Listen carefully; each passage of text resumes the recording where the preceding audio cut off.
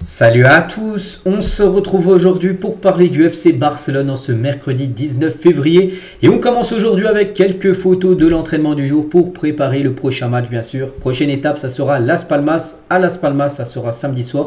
Cette future rencontre, on commence tout d'abord avec Daniel Mo, on peut voir également Jules Koundé, défenseur bien sûr de classe mondiale, et Ter Stegen toujours présent à l'entraînement. J'avais parlé il y a quelques jours qu'il avait fait son grand retour à l'entraînement, pour l'instant individuel, mais pas que c'est fait les ligaments croisés en septembre dernier, donc il continue bien sûr son processus de rééducation. Après, ce qu'il rejouera cette saison, ça je ne sais pas, mais ça fait plaisir bien sûr de voir le gardien Ter Stegen de retour sur les pelouses. Donc le programme, donc j'ai dit, donc aujourd'hui on est le 19, donc le 22 c'est samedi soir à 21h le déplacement à Las Palmas pour un match de Liga, et le 25 ça sera la semaine prochaine, réception de l'Atlético Madrid pour une demi-finale bien sûr de Coupe du Roi. Après il y aura bien sûr la Real Sociedad et il y aura également le 8e de finale de Ligue des Champions qui sera ajouté quand on connaîtra l'adversaire. Je remettrai à jour tout simplement le programme là pour les prochaines rencontres. Et concernant la Ligue des Champions, donc souvenez-vous, le Barça avait le choix, enfin pas le choix, mais il y avait 4 équipes que le Barça allait certainement, enfin il y a une des 4 équipes que le Barça pouvait affronter, et maintenant ça va se réduire à 3 voire 2. Donc à moins d'un miracle aujourd'hui, le Barça affrontera soit le PSG qui s'est imposé 3-0 au match aller contre Brest, donc on pense ce soir on va se qualifier, ou le Benfica qui a éliminé hier Monaco. Donc voilà, ça sera soit Benfica sur cette équipe, ou soit PSG ou Brest, ou ça a de chances que ça soit Paris, donc Paris ou Benfica, voilà, en 8e de finale. Ça sera une de ces deux équipes-là. Tirage au sort vendredi pour savoir ça sera qui l'adversaire. Et n'oubliez pas que le Barça recevra lors du 8e de finale retour. Les unes aujourd'hui, donc Sport et Mundo Deportivo. Tout d'abord Sport, ça parle de Pep Guardiola, ancien joueur, entraîneur du Barça, qui est entraîneur maintenant de City. Il est en Espagne aujourd'hui parce qu'il se déplace avec son équipe de City au Real Madrid ce soir. Donc Pep cherche un miracle parce qu'ils avaient perdu 3-2 lors du match aller. Voilà, ça fait la une du journal Sport, et l'autre une, ça parle pas de City ni du Real. Voilà, parce que Sport c'est un journal catalan, mais ça parle d'une autre équipe, mais plutôt Mundo Deportivo, ça parle d'un joueur, une pépite, Lamine Yamal, et je dois tout au Barça. Il est en interview, Lamine Yamal, et entretien exclusif avec Mundo Deportivo. On va revenir sur quelques déclarations bien sûr de Lamine Yamal. Donc tout d'abord il parle de l'arbitrage. On sait que l'arbitrage très moyen actuellement en Espagne, et être arbitre est très difficile car peu importe ce qu'il décide, il y aura toujours quelqu'un qui se plaindra. Il a également dit donc le Barça, le Real Madrid et l'Atlético ne peuvent pas se plaindre des arbitres, ils essaient de faire de leur mieux. C'est Lamine Yamal les gars qui a dit ça lors de son entretien à Mundo Deportivo. Toujours avec Lamine Yamal, la sanction infligée à Inigo était très claire, mais ces derniers temps presque tout est remis en question, voilà, sur l'arbitrage. Il a parlé aussi en Coupe du Roi. Madrid a d'abord été favorisé par les arbitres puis blessé face à Osasuna. Cela arrive tous les jours en rencontre. Toujours avec Lamine, voilà, lors de son entretien avec Mundo Deportivo, nous n'avons pas discuté de la lettre de Madrid, parce qu'en gros le Real Madrid a sorti un communiqué, souvenez-vous, c'était la semaine dernière, en disant qu'ils avaient porté plainte contre l'arbitrage. Donc ils n'ont pas discuté de ça, les joueurs du FC Barcelone dans le vestiaire. Nous nous concentrons sur la victoire et nous ne prêtons pas attention au bruit extérieur. Il a bien raison de se focus seulement bien sûr sur le Barça, qui est le meilleur athlète du monde actuellement. Donc pour Lamine Yamal, c'est Léo Messi. Voilà. Si j'étais né de nouveau en tant que footballeur, j'aurais aimé être Neymar. On sait que c'est son idole, Neymar. Meilleur c'est Messi, mais son grand idole c'est Neymar. Il s'est beaucoup inspiré de Neymar à l'époque. Lamine Yamal. Qui aimeriez-vous signer à Barcelone? Donc Lamine l'a dit, on s'attendrait à ce que je dise Neymar, mais Jamal Musiala malheureusement il a un contrat, parce que Musiala les gars c'est un top player, ils se connaissent Musiala avec Lamine Yamal. En plus Musiala a prolongé récemment jusqu'en 2030 du côté du Bayern.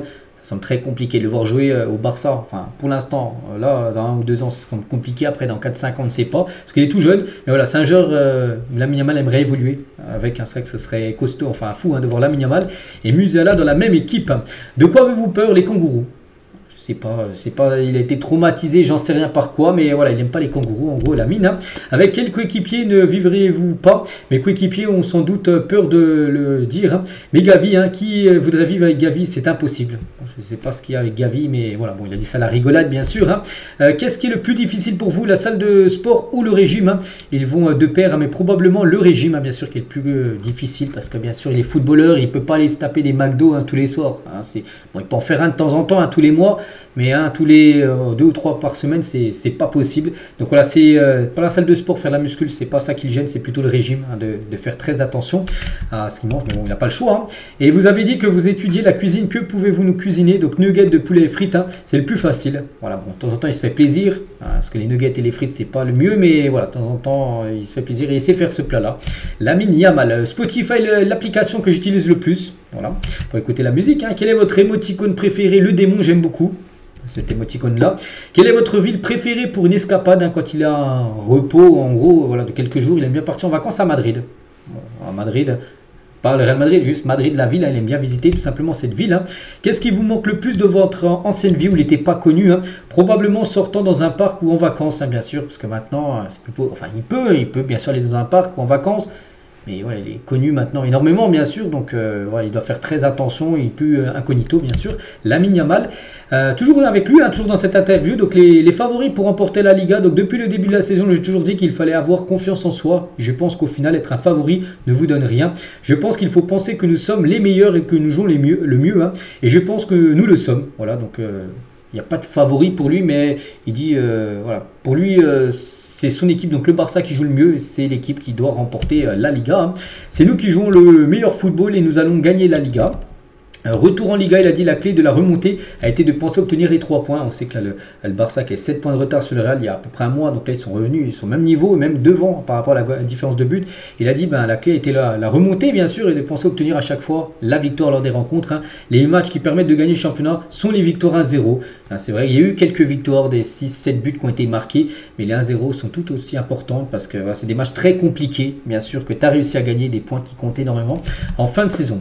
C'est une saison très longue, hein, il reste encore beaucoup de matchs, hein. Par exemple le cas de l'Atlético Madrid, ils ont très bien commencé, maintenant nous sommes au sommet, nous devons nous relever, hein. Voilà, parce que c'est que l'Atlético, il y a une période, ils étaient sur 11 matchs d'affilée en victoire, hein. Ils enchaînaient les victoires, donc là ils avaient pris pas mal de points, ils avaient rattrapé Madrid et le Barça, donc voilà, pour l'instant bah, c'est le Barça qui est dans la meilleure forme, on peut dire, avec si on compare avec le Real aussi, l'Atlético, hein.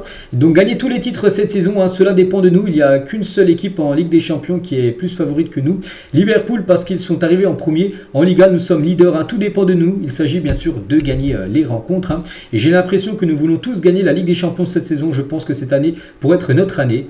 2025, point d'interrogation peut-être, hein. Ça serait magnifique, surtout 10 ans après avoir remporté la dernière LDC qui a été remportée à Berlin, c'était en 2015 contre la Juventus Turin.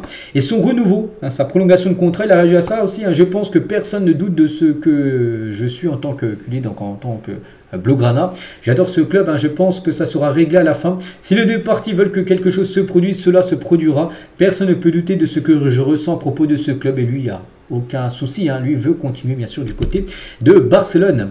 Et toujours avec Lamine, hein, je verrai bientôt mon renouvellement, il reste encore beaucoup de temps. Je veux d'abord me concentrer sur les titres, hein, bien sûr, cette saison. Donc voilà, toutes les déclarations de Lamine, hein. Et juste une dernière info qu'il y a sur Lamine, bon c'est pas une déclaration qu'il a fait lors de l'interview, mais il y a 11 ans, jour pour jour aujourd'hui, hein, le recruteur de la Masia, Oscar Hernandez, a envoyé un mail au responsable des jeunes du FC Barcelone au sujet d'un enfant de 6 ans qui avait attiré son attention. Lamine Yamal, voilà, il avait envoyé un mail, il avait dit, il y a un joueur qui jouait avant dans un autre club, hein, et il a dit, ce recruteur, il faut le faire venir à la Masia, il a quelque chose de spécial, et c'était Lamine Yamal qui avait 6 ans seulement, donc c'était il y a 11 ans jour pour jour, en gros, que les premiers contacts ont eu lieu entre le Barça, la Masia, le centre de formation, et Lamine Yamal pour le faire venir, il est arrivé après très tôt. Puis maintenant, on sait le joueur qu'il est. Hein. C'est fou, hein, voilà, c'est des belles histoires.